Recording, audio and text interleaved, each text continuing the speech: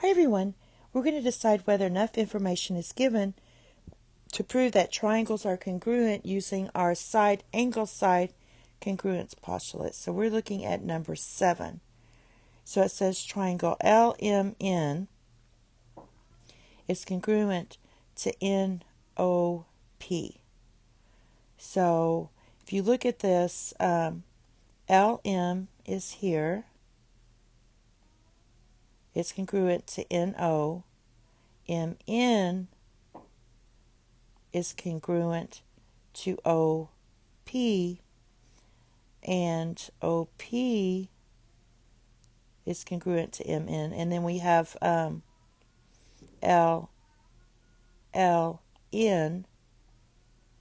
is congruent to NP. You see it from the ticker marks. It's also stated that these two angles are congruent. So looking at this, we have side, angle, side. So side, angle, side, and they're congruent. So that means there's enough information. So we just say enough information.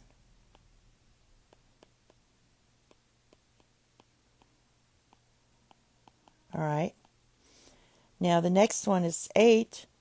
And what we're looking at is we're looking at side, something like this, side, angle, side. If we have the sides congruent, the angles, side, angle, side is congruent, then we have it. So we have A, B,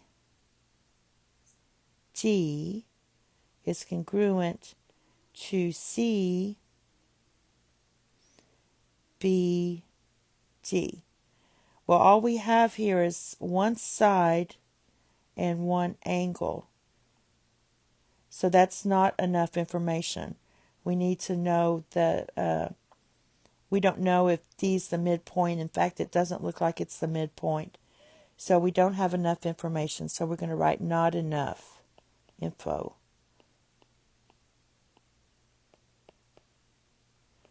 Okay, let's look at number 9. Number 9, we have triangle D, E, G.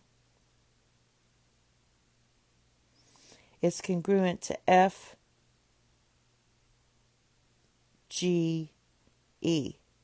Now in this case, we do have enough information because of the reflexive property. So if I took these triangles out, and I did D, E, G, then I have side, angle, and I have a side here, and I'll call it 3 because that's what I put here. And then if I take this triangle out and rewrite it, so this was D, E, G, and if I take this one out and do the same thing, this would be F,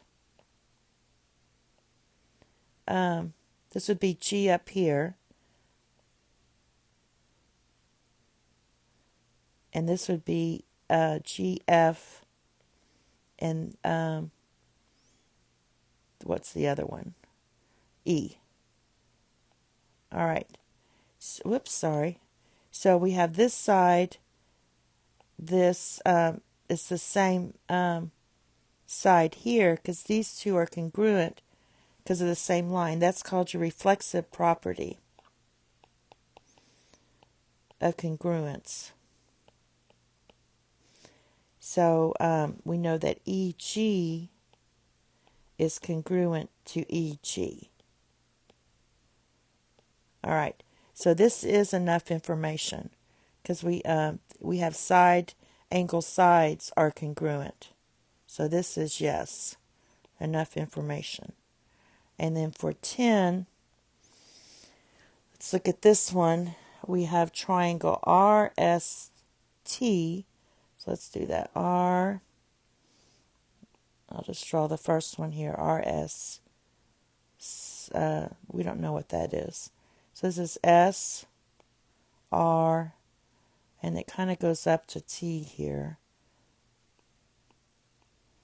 So we have side, side, angle. We don't know what this side is. So this is really side, side, angle. side-side angle is not efficient for congruency. And you can see it here. I'm not going to draw the other one. You have side angle. And the way I can explain that is if you have a side angle. So if I have these two sides and this angle, right? If I draw something like this, we don't know how this side's going to be. So I could have side angle looking like this. It's not enough to show congruency because this could be 6 pulled out and this is 6 pulled out that's straight down because we don't know what this angle is. We don't know if these are congruent because they could be different angles. You don't know because there's no anchor there to hold that side up. So if it's side angle, there's not enough, there's not sufficient for congruency. So this is not enough.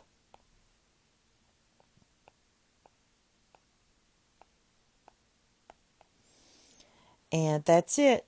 Thank you. Have a nice day. Bye-bye.